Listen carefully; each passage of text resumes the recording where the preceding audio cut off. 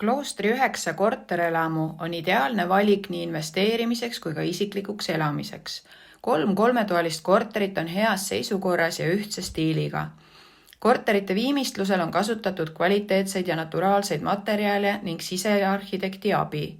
Alates 2019. aastast on hoone ühendatud Tartu kaugküttevõrguga ja kõikidesse eluruumidesse on paigaldatud kaasaegsed radiaatorid.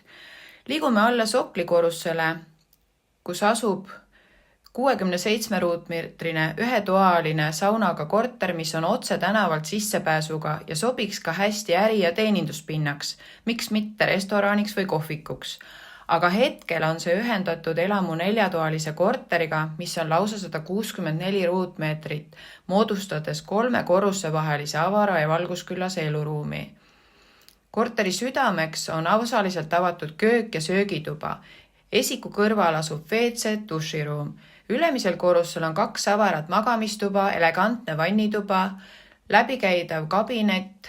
Kabineti kõrval asub garderoobiruum. Lisaks kuuluvad korteri ainukasutusse garaaž, panipaik ja 2 parkimiskohta kinnises hoovis. Tule tutvuma Tartu Ülikooli esimese koosseisulise fotograafi Elmar Kaldi elukohaga.